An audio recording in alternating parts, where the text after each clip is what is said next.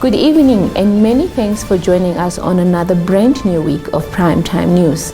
I'm Joy Gosses. Tonight's bulletin commences on a rather somber note. The family of the 6-year-old Adrian Osvane are appealing for justice following the gruesome murder and mutilation of their son. Margot Nglovo filed our lead story. Speaking to Nampa at their family home in Karibib Sarambe informal settlement, family spokesperson Sydney Sabeb called on anyone with information related to Oswane's death to contact the police in order to bring the perpetrators to justice. We are just waiting for the results from the TNA. From there, we will inform the public much like from here what is the way forward. So that the burial will be here in Karibib. Okay. Nampa visited the family on Friday when a group of mourners, mostly women, gathered at the family home and were later joined by the mayor of the town, David Van Wyk, who shared similar sentiments. Currently, last week or Tuesday, we had a meeting as a council, and I was delegated by the council to represent the council. So I have now made a visit to the family for us to see how we can assist the family. But definitely from the community and from the town council side, and for some of us in our individual capacities, we'll definitely be there for the family and assist them. Meanwhile, Oswane's mother says she'll remember his son as a very active and inquisitive boy who will be missed by his family and friends. God knows what happened at home, but I will still miss him. Oswane went missing after his grandfather escorted him halfway to his mother's house after visiting the former the previous day. Reporting for Primetime News, I'm Michael Madimba. We extend our deepest sympathies to the Berry family and wish them strength in this difficult time. Switching attention to the Zambezi region, where the Directorate of Veterinary Services in the Ministry of Agriculture, Water and Land Reform has warned of a foot and mouth disease outbreak that was confirmed recently in the Kapi South constituency. Sawe Hausiko filed this report for us.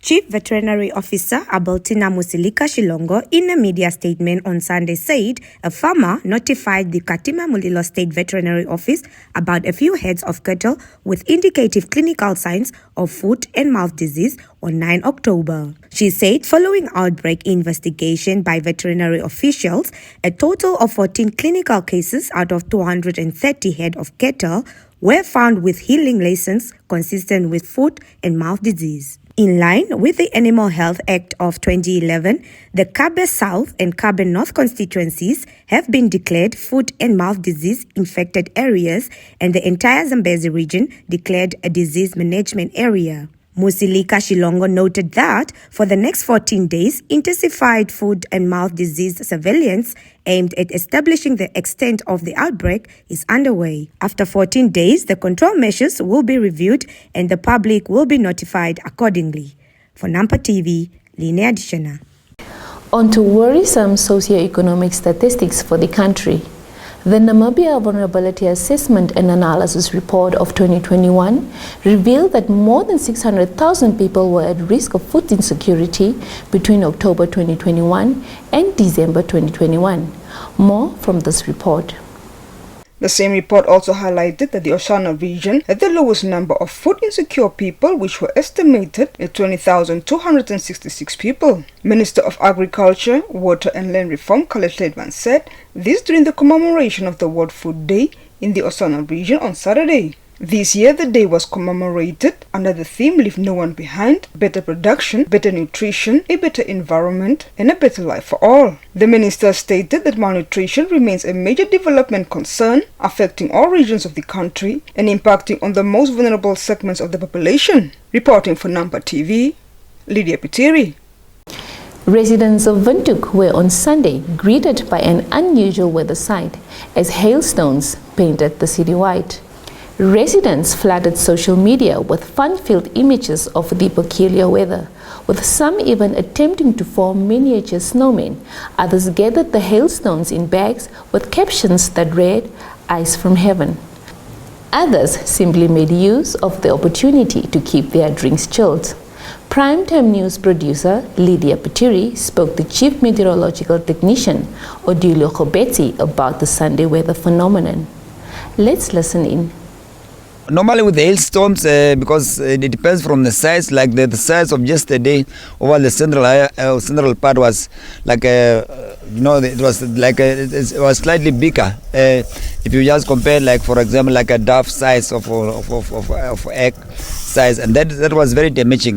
We got some reports of some also windows that were like damaged, with some roofs that was actually because of the wind, that was also like and some trees that were uprooted. So it can cause actually some severe activities.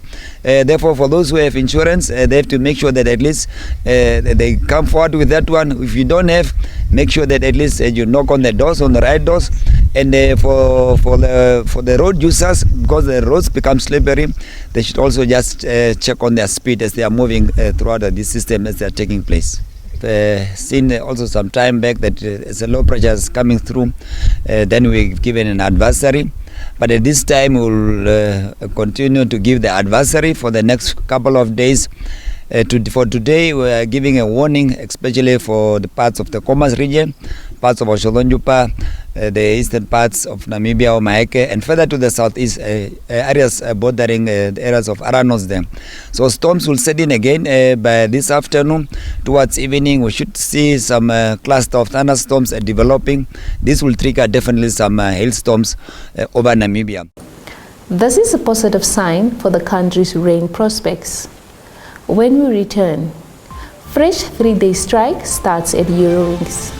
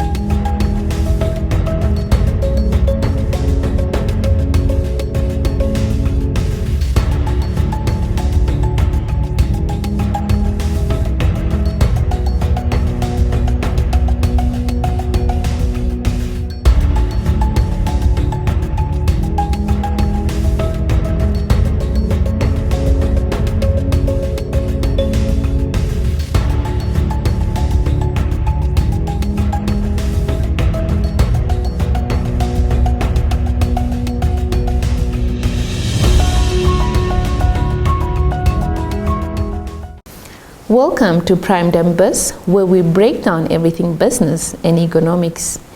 Aviation leads the segment. Pilots with Lufthansa subsidiary Eurowings walked off the job earlier today in a fresh industrial action to press their demands for better pay and more rest time. Let's get more details. The strike began as planned, a spokesman for pilots told DPA, as no new offer was forthcoming from the airline. Eurowings hopes that more than 230 of the airline's 400 or so flights planned for Monday will operate as scheduled. Eurowings said it also expects to be able to carry out more than half of its scheduled flights program for Tuesday and Wednesday. It is the second time in less than 2 weeks that pilots at Eurowings Lufthansa budget carrier have stopped working. During the first strike on October 6, about half of all flights were cancelled, leaving tens of thousands of passengers to make other plans or postpone their journeys. For Nampa TV, Lina Adishana.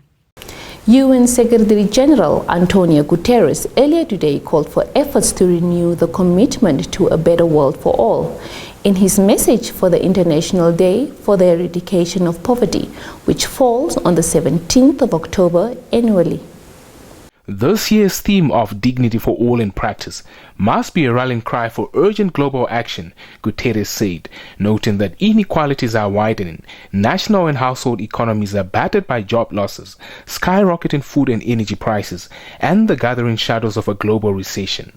He said that at the same time, the climate crisis and raging conflicts are causing immense suffering, with the poorest people bearing the brunt. Speaking of the status quo of the Sustainable Development Goals, Guterres said that they are being pushed far out of reach.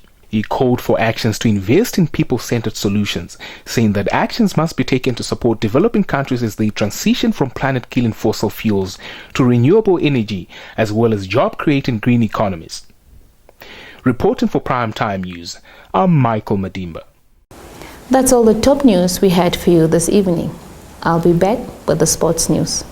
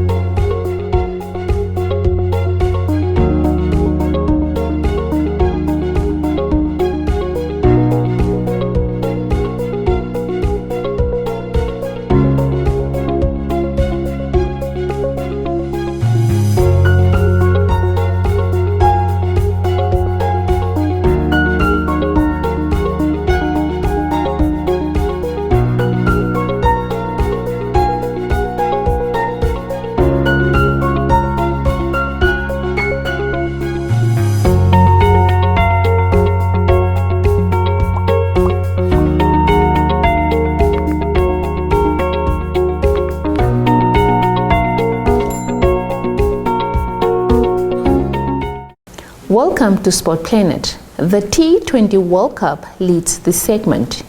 Jan Freiling smashed 44 runs and took 2 wickets as Namibia hammered Asia Cup champions Sri Lanka by 55 runs to cause a major upset in the opening match of the 2020 World Cup on Sunday.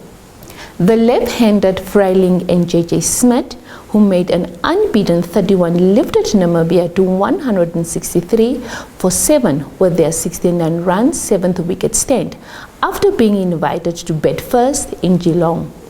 Sri Lanka were then bowled out for 108 in 19 overs, with David Wiese, Freiling, Bernard Scholes and Ben Chikongo taking 2 wickets each in the team's first of 3 opening round matches. On to football.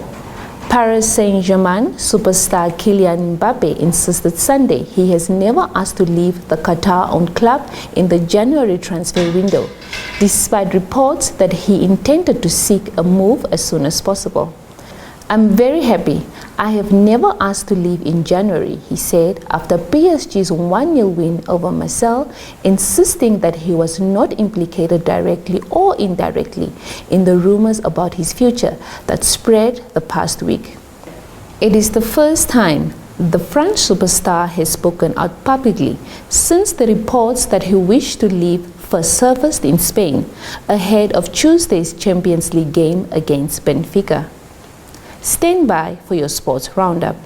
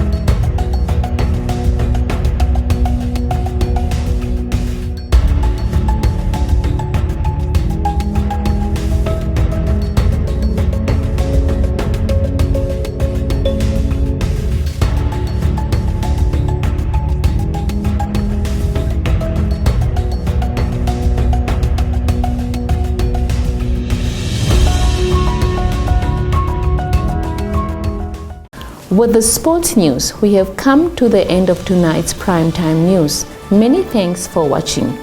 Do make a date with us tomorrow for another informative edition of Primetime News. From myself, Joy Gorses, and the entire production crew, it's good night.